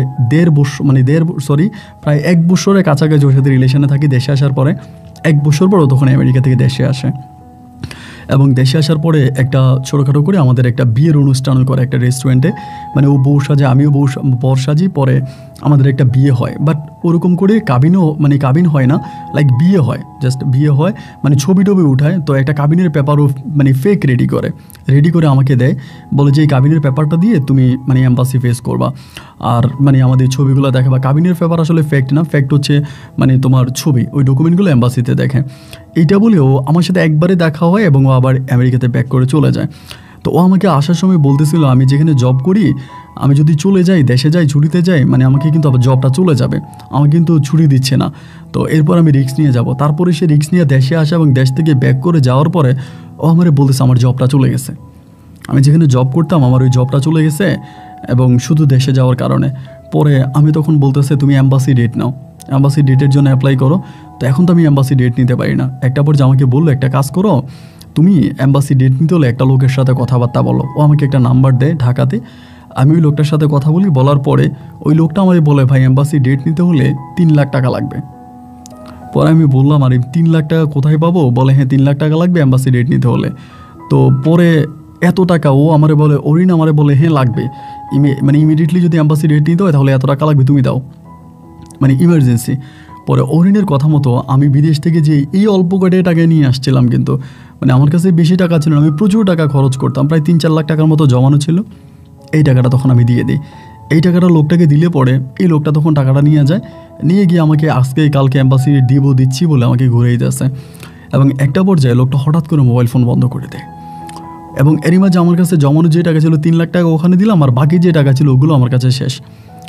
পরে আমি অরিনকে বলতেছি অরিন এই লোক তো মোবাইল বন্ধ করে দিছে। অরিন আমাকে বলে আমি তো আসলে ইসমাইল বুঝতে পারিনি, লোকটা তো চিটিং, আমার সাথে চিটিং করছে, আচ্ছা ঠিক আছে আমি অন্য ব্যবস্থা করি। পরে সে কী করলো, আরেকটা লোকের অ্যাড্রেস আমাকে দিল। দেওয়ার পরে সেই লোকটাকে আমি তখন টাকা দিলাম, বললো যে 1 লাখ টাকা। আমি ঋণ ফিন করে ওই লোকটাকে 1 লাখ টাকা দিলাম, উনি আমাকে অ্যাম্বাসি ডেট নিয়ে দিয়ে দিল। পরে উনি ডকুমেন্ট সব কিছু দেখে বলতেছে আপনার সাথে ওর ডকুমেন্ট যায় না, আপনি যে বিয়ে করছেন এই বিয়েটা যে ফেক করছে ওই ফেক ডকুমেন্টটা আপনার ভিসা হবে না, মানে রিয়েল কাবিননামা লাগবে। ওরা কিন্তু কাবিননামা চেক করে, ওরা ফেক আর রিয়েল কিন্তু বুঝে যায়। তো অরিন আমি তখন বলছিলাম যে আমরা রিয়েল বিয়ে করি। অরিন আমাকে বলে না তুমি ওখানে চলে আসো, আমি ওখানেই রিয়েল বিয়ে করবো, আমার আব্বা আম্মাকে নিয়ে আমি বিয়ে করবো, সো এখানেই বিয়েটা আমি এভাবে করবো না। আমি তখন অবাক হয়ে গেলাম যে আমি এখন কী করব। এখন অরিন তো আর আসতেও পারতেছে না, ও বলতেছে আমি জবের জন্য বিভিন্ন জায়গায় অ্যাপ্লাই করতেছি, আমার এখন জবও নাই, আর এখন আমি ওখানে যেতেও পারবো না, আমার আব্বা আম্মা দেবে না, আমার আব্বা আম্মা এমনিতে অনেক ডাউট করতেছে, আমাকে সন্দেহ করতেছে, এখন তো আমি আর যেতে পারবো না। তখন ভাই আমার অবস্থা খুব খারাপ হয়ে যায়, কিরে আমি কী করবো, মানে ও আসতেছি এরকম করে আমারে ঘুরাইতেছে। এই করতে করতে একটা পর্যায়ে আমারে বললো যে আমি তো আর এখন যেতে পারবো না, একটা কাজ করো আমি তোমাকে অবৈধভাবে নিয়ে আসি। আমি বললাম অবৈধভাবে তুমি আমাকে কীভাবে আনবা? ও আমাকে বলে ইন্ডিয়াতে আমার একটা পরিচিত জায়গা আছে, তুমি কি তোমার অবৈধভাবে ইন্ডিয়াতে নিয়ে যাব, ওইখান থেকে তোমাকে নিয়ে আসবো, তুমি সাথে করে 4 লক্ষ টাকা নিয়ে যাও, তাইলেই হবে। আমারে বলে, আমি বললাম সাথে করে 4 লক্ষ টাকা নিলে? বলে হ্যাঁ আমি তোমাকে সব কিছু বলে দেবো, তোমাকে ইন্ডিয়াতে নিয়ে যাবে এবং ইন্ডিয়া থেকে তোমাকে ইউএসএ আনার ব্যবস্থা হবে, মানে এটা একটু অন্যভাবে হবে, তুমি এটা বুঝবা না। এবং ও যা বলতেছে আমি তো তাই বিশ্বাস করতেছে। ওর কথা মতো আমি 4 লাখ টাকা ম্যানেজ করলাম। কিভাবে ম্যানেজ করছি, আমার বাড়িটা বন্ধক দিছি ব্যাংকের কাছে, এবং 4 লাখ টাকা ম্যানেজ করার পরে ও আমার বলে 4 লাখ টাকা হবে না, আরও 2 লাখ টাকা লাগবে, আরও 2 লাখ টাকা। মানে এই 2 লাখ টাকা ম্যানেজ করতে গিয়ে আমি মানে আপনাকে কি বলবো, আমার মানে বলার মতো আর ভাষা নাই। যা করা দরকার মানে আমার শুধু ঘর ভিটাটা ছাড়া সব বিক্রি করে দিছি, সব বিক্রি করে 6 লাখ টাকা ম্যানেজ করছি। করার পরে এক দালাল চক্রের মাধ্যমে আমি তখন ওর কথা মতো ওই দালালের মাধ্যমে আমি তখন ইন্ডিয়াতে চলে যাই, দিল্লিতে নিয়ে যায় আমাদেরকে। এবং দিল্লিতে নিলে পরে মানে আমি যখন দিল্লিতে যাই, দিল্লিতে যাওয়ার পর আমি বুঝতে পারি যে আমি আসলে মূলত একটা চক্রের হাতে পড়ে গেছি, এটা মূলত একটা চক্র। এবং আমি আসলে জানি না যে এটা যে আসলেই একটা চক্র, এটা অরিন জানে কি না, যে আমি যে একটা চক্রতে পড়ে গেছি, ওরা যে একটা চক্র, ওরা যে মানব পাচারকারী, এটা অরিন জানে কি না। আমি কিন্তু এটা জানতাম না। ওইখানে ভাই গেলে পরে আমাকে ওখানে আটকায় ফেলে, একটা রুমের মধ্যে আটকায় রাখে। পরে জীবন তো এমনিও শেষ, মানে আমার তখন মনে হলো যে আর কত ধোকা, আর কত প্রতারণা, একে তো ধোকায় পুরো জীবনটা শেষ। ওইখানে মারা শুরু করে, মানে মারতেছে বাড়ি থেকে টাকা আনার জন্য। আমারও মারে, যারা আছে ওখানে প্রায় 12 জনের মতো প্রত্যেককে মারে। কেউ বাড়ি থেকে কান্নাকাটি করে 5 লাখ নিয়ে আসে, তারপর ওটা ছাইরা দেয়, 3 লাখ নিয়ে আসে ছাইরা দেয়। আমরা লাস্ট 4 জন, আমরা কোনো টাকা আনতে পারি নাই, এবং 4 জন টাকা আনতে পারি নাই। আমাদেরকে প্রায় আপনার 5 মাসের মতো ওখানে আটকায় রাখে, 5 মাস দিল্লিতে আটকায় রাখে। তো 5 মাস আটকায় রাখার পরে ওইখানকার মধ্যে 5 মাস পরে মানে আমাদেরকে বলতেছে যে তোরা টাকা আনবি না। তো 5 মাসের মধ্যে ওই 3 জনে কিন্তু টাকা নিয়ে আসে লাস্ট পর্যন্ত, কিছু কিছু আনে ছাইরা দেয়, শুধু আমি আনি না। পরে আমারে বলতেছে যে ওখানে যে দালাল ছিল ওই বাংলা জানে, মানে টোটালি বাংলা বলে। আমারে বলে তুই টাকা আনবি না, তুই যদি টাকা না আনিস তাহলে তোরে মেরে ফেলবো, তোরে মাইরা তোর কিডনি মিডনি বিক্রি করবো, তোর চোখ বিক্রি করবো। আমি তখন হাসি দিয়ে বললাম যে ভাই এটাই করেন, আমার কিডনি বিক্রি করেন, আমার চোখটা বিক্রি করে দেন, আমারও বেঁচে থাকার কোনো ইচ্ছা নাই। পরে খুব ইমোশনাল হয়ে গেলাম। পরে লোকটা আমারে বলে আসলে তুই কি, তোরে কিন্তু অপারেশন করাবো। আমি বললাম ঠিক আছে। একদিন রাত্রেবেলায় 1টার দিকে আমাকে অপারেশন থিয়েটারে নিয়ে যাওয়া হলো। অপারেশনের রুমে আমাকে নেওয়া হলো, ডাক্তারও আসছে, মাথার মধ্যে ক্যাপ ট্যাপ পরা, সব কিছু বাঁধা। আমার বলে তোর লাস্ট সুযোগ, ফ্যামিলিতে ফোন দিয়ে টাকা আনবি নাকি তোর সব কিছু খুলে বিক্রি করে ফেলবো। আমি তখন নিজে গিয়ে ওই অপারেশনের যেই খাটটা সেটার মধ্যে শুয়ে গেছি। শুয়ে গিয়ে বলতেছি ভাই তাড়াতাড়ি অপারেশন করান, আমারও খুব তাড়াতাড়ি উপরে চলে যেতে ইচ্ছে করতেছে, আমারও ভালো লাগতেছে না। তো ডাক্তার যে ছিল উনি তখন আমাকে উঠে বলতেছে যে তোমার কি ফ্যামিলি থেকে টাকা আনার কোনো সুযোগ নেই? আমি বললাম যে না, আমার পরিবার থেকে টাকা আনার কোনো সুযোগ নেই। আমি তখন আমার প্রতারণার কিছুটা গল্প লোকটার সাথে শেয়ার করি। শেয়ার করার পর ওই লোকটা তখন দালালটাকে বলতেছে ওনাকে ছেড়ে দাও। সেদিন আমাকে ওখান থেকে শুধু ছেড়েই দিল না, আমাকে কলকাতায় এনে বর্ডার পর্যন্ত এনে দিছে। বর্ডার পর্যন্ত এনে দিল, এবং বর্ডার পর্যন্ত এনে দেওয়ার পরে আমি তখন বর্ডার ক্রস করে বাংলাদেশে ঢুকি। বাংলাদেশে ঢোকার পরে ফার্স্ট আমি তখন অরিনের সাথে কথা বলার চেষ্টা করি, কিন্তু দেখতে পাই অরিন আমাকে সব কিছু থেকে ব্লক করে দিয়েছে। আমাকে সমস্ত কিছু থেকে ব্লক করে দিয়েছে। তার যত আইডি ছিল, যত কিছু ছিল, সব কিছু থেকে আমাকে ব্লক। আমি আর কোনো কিছুতেই নাই। এবং সব কিছু থেকে ব্লক করে দেওয়ার পরে আমার কাছে তখন কেন জানি মনে হয় অরিন পরিকল্পনা করে আমার সাথে এগুলো করেছে। এই মুখ আমি আমার পরিবারকে আর দেখাবো না, আর মায়ের সামনে যাব না, আর বোনের সামনে যাব না।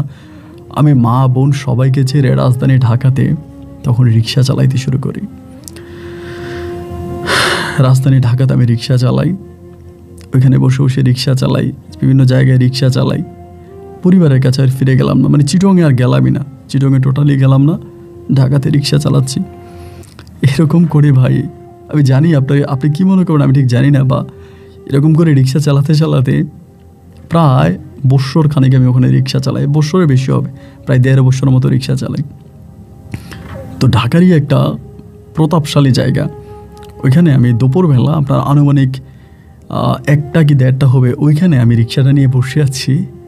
ওই সময়ের ভিতরে আমি হঠাৎ করে আমার জানের টুকরা আমার বউ অরিনকে দেখলাম, একটা মার্কেট থেকে বেরোইছে, ওর দিকে তাকায় আছি আমি। তখন আমি মাস্ক পরে রিক্সা চালাইতাম, কারণ কেউ যদি চিনে ফেলে, কারণ আমাদের এলাকার তো চিটংয়ের অনেকেই থাকে ঢাকায়, এই জন্য মাস্ক পরে চালাইতাম, বা মুখ দেখাইতে শরম লাগতো, রিক্সা চালাইতাম তো মাস্ক পরে আছে। ও মার্কেট থেকে বেরোইছে, বেরোয় আমারে বলে ভাই এই রিক্সা যাবা ওইখানে? আমি বলছি যাবো ম্যাডাম। ফের আমার রিক্সাতে উঠছে, আমি তখন রিক্সা চালাইতেছি, চোখের পানিগুলো টলমল করে পড়তেছে, কারণ আমি জানিও আমার সাথে চিট করছে, আমি জানিও আমার সাথে বেইমানি করছে। আমি যে ওর উপর প্রতিশোধ দিব, ওই প্রতিশোধ নিতেও না ভুলে গেছিলাম। মানে একটা মানুষ যে প্রতিশোধ নিতে তার শরীরে কিছু এনার্জি লাগে, ওইটাও নাই। মানে তার যে আমি বলবো অরিন আমি স্মাইল, অরিন তুমি না আমেরিকায় থাকতে, তুমি না ইউএসএ থাকো, অরিন তুমি দেশে কবে আসছো? এবং আপনি শুনলে অবাক হয়ে যাবেন, রিক্সার মধ্যে বসে বসে সেম আরেক প্রবাসীর সাথে কথা বলতেছে। ওই প্রবাসীকে একই কথা বলতেছে যে আমার আব্বা আম্মা ইউএসএ থাকে, আমাকে ইউএসএ নিয়ে যাবে, আমি ওখানে চলে যাব, এবং ইউএসএ গিয়ে আমি তোমাকে ইউএসএ নিয়ে যাব, আমি তোমাকে ইউএসএ নিয়ে আসবো। এবং এই লাইনটা কাটার পরে আরেকটা ছেলের সাথে কথা বলতেছে, তাও প্রবাসী। ওই ছেলেকে বলতেছে যে আমি তো মানে বাংলাদেশে আসছি, আমি বাংলাদেশে আছি, আমি তো কানাডায় থাকি। একটা বলে কানাডায় থাকে। এই রিক্সার মধ্যে বসে একবার আমেরিকা একবার কানাডা, এরকম করে 2টা ছেলের সাথে চিট করতেছে, আমি শুনতেছি, বাট আমি কিচ্ছু বলি না, আমি রিক্সা চালাইতেছি। এরকম করতে করতে একটা জায়গার মধ্যে যাওয়ার পরে হঠাৎ করে সামনে দেখলাম চেকপোস্ট, মানে প্রত্যেকটা রিক্সাকে চেক করতেছে। ওইখানে যাওয়ার পরে ও আমারে বলতেছে যে ভাইয়া আমার এই ব্যাগটি একটু আপনার কোমরে রাখেন তো, আমি আপনাকে কিছু টাকা দিব। এরকম করেই বলতেছে। একটা ব্যাগ, মানে ছোট্ট একটা ব্যাগ। আমি তখন পিছনে হাত দিয়া ব্যাগটা নিলাম, নিয়ে আমার লুঙ্গি ছিল, লুঙ্গির এই খুঁটির মধ্যে তখন এই ব্যাগটা রাখছি। ব্যাগটা রেখে রিক্সা চালাইতেছি, ওই জায়গার মধ্যে গেছি। যাওয়ার পরে রিক্সাটা দাঁড়ো করানোর পরে বলতেছে যে আপনার নাম কি? উনি বলে ওর নাম সাথী। বলে সাথী? বলে কোত্থেকে আসছেন? বলে অমুক জায়গা থেকে আসছে। বলে ম্যাডাম আপনাকে একটু চেক করবো, আপনি একটু ভিতরে ঢুকেন। আমি রিক্সা নিয়ে দাঁড়াই আছি। পরে ভিতরে ঢুকলো, চেক করলো, চেক করার পরে বেরিয়ে আসছে। বেরিয়ে আসার পরে বলে ঠিক আছে যান। এমনি জিজ্ঞেস করলো আপনি কী করেন? পরে বললো যে কিছু জব করি, এটা বললো। প্রথমে বলে কিছু করি না, পরে বলে জব করি। কোথায় জব করেন? বলো মতিঝিলে জব করি, একটা ট্রাভেল এজেন্সিতে জব করি, এটা বললো। এরপরে আবার রিক্সাতে উঠে গেল। রিক্সাতে উঠে রিক্সা সামনের দিকে যাচ্ছে। যেতে যেতে আমাকে বলতেছে যে ভাইয়া একটু ব্যাগটা দেন, এটা বলে। পরে আমি ব্যাগটা বের করছি, ওনাকে দিয়ে দিছি। দেওয়ার পর আমারে বলে ভাইয়া কিছু বুঝলাম না, আপনাকে ব্যাগটা দেওয়া মাত্র আপনি নিয়ে নিলেন, এবং আপনি জানেন এই ব্যাগে কী আছে? আমি বললাম না, জানি না। বলে এই ব্যাগে লক্ষ লক্ষ টাকা দামের কিছু আছে, কিন্তু আপনি এত সহজ সরল ব্যাগটা দেওয়া মাত্র নিয়ে নিলেন, এবং আপনি যদি এই ব্যাগটা নিয়ে ধরা খেতেন আপনার কিন্তু 1 বছর জেল হয়ে যেত। আমি তখন বলি সারাটা জীবনই তো আমার জেলখানা হয়ে গেল, পুরোটা জীবনই তো আমার জেলখানা হয়ে গেল। অরিন কথাটা বলার পরেই মেয়েটা তখন বলে যে আপনি আমাকে কী নামে ডাকলেন? আমি বললাম অরিন। রিক্সা চালাইতে আর কথা বলতেছে অরিন। পরে বলতেছে আপনি কে? আমি বললাম আমাকে আপনি চিনবেন না, আমি এক হতবাগা। আপনারা আমেরিকা থাকেন, কবে আসছেন? পরে বলে আপনি কে? আমি বললাম আপনি ইসমাইল নামের কাউরে চিনেন? রিক্সা চালাইতেছি আর কথাগুলো বলতেছি। ইসমাইল নামটা বলার পরে উনি তখন বলে এই রিক্সা থামান, ধমক দিল। আমি হঠাৎ করে ব্রেক করলাম, সে নাইমেই দিল দৌড়। জাস্ট রিক্সা থেকে নাইমে দৌড় দিছে। আমি তাকায় আছি, দৌড় দিয়ে একটা মার্কেটেও ঢুকে গেছে। একদম তাড়াতাড়ি হেঁটে মার্কেটে ঢুকে গেছে। আমি কিছু বলি না, তাকায় আছি। এই জায়গায় দাঁড়ায় আছি জাস্ট আপনার 15-20 মিনিটের মতো, আধা ঘন্টার মতো দাঁড়ায় আছি। দিয়ে উনি আর বের হয় না। বের না হওয়ার পরে আমি তখন রিক্সাটা ওখান থেকে ব্যাক করে চলে আসলাম। রিক্সাটা ব্যাক করে চলে আসছি। আসার পরে মাঝে মাঝে ওই মার্কেটের সামনে গিয়ে দাঁড়াই থাকি, এমনি জানি না কেন দাঁড়াই থাকি। ভাড়া পাইলেও ভাড়ায় যাই না, খ্যাপ পাইলে যাই না, ওইখানে দাঁড়াই থাকি। এরকম করতে করতে অনেক দিন ওখানে দাঁড়াই থাকতাম, এমনি গিয়ে দাঁড়াই থাকতাম। একদিন হঠাৎ করে একটা লোক আইসা আমার বলতেছে এই আপনি এখানে দাঁড়াই থাকেন কেন সবসময় খালি রিক্সা নিয়ে, কেউ ভাড়ায় চাইলেও যান না? আমি বললাম ভাই এমনি দাঁড়াই থাকি। বলে আপনার ফোন নাম্বারটা দেন। তাই আমি বললাম আমার ফোন নাম্বার? তাই নাম্বারটা দিলাম। নাম্বারটা দেওয়ার পরে ওই দিন রাতেই আমার নাম্বারে অরিন কল দিল, সেদিন রাতেই। কারণ আমি ইমো হোয়াটসঅ্যাপ কোনো কিছুই চালাইতাম না, শুধু আমার একটা নতুন সিম চালাইতাম, ওইটাই। আমি কারোর সাথে যোগাযোগ করতাম না। পরে আমারে বলে তুই ইন্ডিয়া থেকে কিভাবে আসছিস? এমনি বলে তুই করে। আমি বলি আল্লাহ হয়াত রেখেছে তাই চলে আসছি। আমাকে বলে তুই আমাকে পুলিশের কাছে ধরাই দিতে পারতি, দিলি না কেন? তুই কি আমাকে আগে থেকে চিনছিস? আমি বললাম হ্যাঁ, আগে থেকেই চিনেছি, যখন আপনি মার্কেট থেকে নামতেছিলেন তখনই চিনেছি। বলে তাহলে আমার দেওয়া জিনিসটা নিলি, পুলিশের চেকপোস্ট থেকে আমাকে বাঁচাই দিলি, তুই তো চাইলে আমাকে ধরাই দিতে পারতি। হ্যাঁ বললাম কাকে ধরাই দিব? আমি তো আপনাকে ভালোবাসি। কেউ কি তার ভালোবাসার মানুষের ক্ষতি চায় বলেন? আমাকে বলে তারপর আমাকে ভালোবাসিস? আমি বললাম হ্যাঁ বাসি। তখন আমাকে বলে আমি তুই সহ 9টা প্রবাসীকে বিয়ে করছি, আমি 9টা প্রবাসীর বউ। যদি সত্যি আমি ভালো মেয়ে হতাম আমি তোরে বিয়ে করে তোর সাথে সংসার করতাম, তোর মতো ভালো ছেলে হয় না রে। কিন্তু আমি তো অন্ধকার জগতের মানুষ, তাই হয়তো আমার দ্বারা এটা সম্ভব না। এরকম করে মাঝে মাঝে আমার ফোন দিত, আমি কথা বলতে চাইতাম না, তাও ফোন দিত। একদিন আমাকে বলে তুই একটা সিএনজি কিনা, আমি তোরা টাকা দিব। তুমি করে বলছি তুমি একটা সিএনজি কিনা, আমি তোমার টাকা দিব। আমি বললাম না আমি তোমার টাকা নিব না। বলে তুমি একটা সিএনজি কিনা, আমি তোমার টাকা দিব। আমি বললাম না আমি সিএনজি কিনবো না। পরে কয়েকদিন পরে ও ইচ্ছে করে আমার সাথে দেখা করলো, একটা জায়গায় এসে দেখা করলো, এবং দেখা করে আমারে 4 লাখ টাকা দিতে চায়। আমি বললাম না, আমি নেব না, আমি টাকা নিয়ে কি করব। বলে তুমি যদি টাকাটা নাও তাহলে আমি নিজেকে অনেকটা হালকা মনে করব। আমি বললাম না, আমি টাকা নিব না। এরপরে মাঝে মাঝে আমাকে ফোন দিত। আমি একটা সময় বলতাম যদি পারো আমারে বিদেশ পাঠিয়ে দাও, আমার এই দেশটায় নিঃশ্বাস নিতে পারি না, আমার বুকটা অনেক ভার হয়ে গেছে। এরপরও আমারে বলে তুমি কোন দেশে যাবা, ইউরোপে যাবা নাকি এশিয়াতে যাবা। আমি বললাম আমি এশিয়াতে যাব। মানে তাইলে তুমি লাইন দাও কোন দেশে যাবা, আমি তোমার সব ব্যবস্থা করব। এরপরে আমি আবারও সৌদি আরবের জন্য লাইন দিলাম ওর কথা মতো। দেওয়ার পরে আমি সৌদি আসতে 6 লক্ষ টাকা লাগছে। হয়তো জানি আপনি বিশ্বাস করবেন, অনেকেই বিশ্বাস করে না যাদেরকে বলি সৌদি আরবে এই সম্পূর্ণ 6 লক্ষ টাকা এই মেয়েটা দিয়েছে। ওর নাম হচ্ছে মূলত হোসনে আরা, মানে রিয়েল নাম হচ্ছে হোসনে আরা। ওই আমাকে দিয়েছে। আমি সৌদি আরবে চলে আসছি, এখনও সৌদি আরবে আছি। আজকে প্রায় আমি আপনার 9 বৎসরের মতো সৌদি আরবে, 9 বছর ধরে সৌদি আরবে আছি এবং এখনও ওনার সাথে মাঝে মাঝে কথা হয়। উনি এখন এগুলো ছেড়ে দিয়েছে, এখন আর এই লাইনে নাই। জায়গাটাকে কিনছে, বাড়ি টাড়ি বানাইছে, ঢাকাতে নিজের বাড়ি টাড়ি আছে, ব্যবসা বাণিজ্য করে, বাড়িঘর করছে, আর এখন এই লাইনে নাই। 9 বছরে আমি একটাবারের জন্য আর বাংলাদেশে যাই নাই। আমার মা মারা গেছে, আমার মায়ের লাশটাও আমি দেখতে পাই নাই। বোন আছে, বোনের ছেলে মেয়েরা আছে।